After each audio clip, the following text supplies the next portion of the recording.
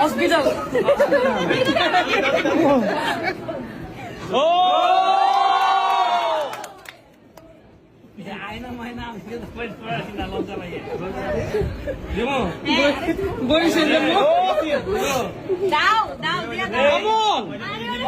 অল্পরে পড়াই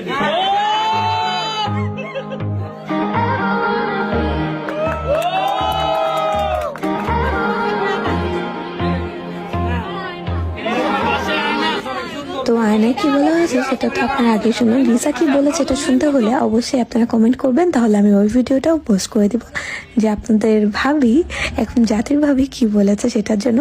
আর অনেকেরই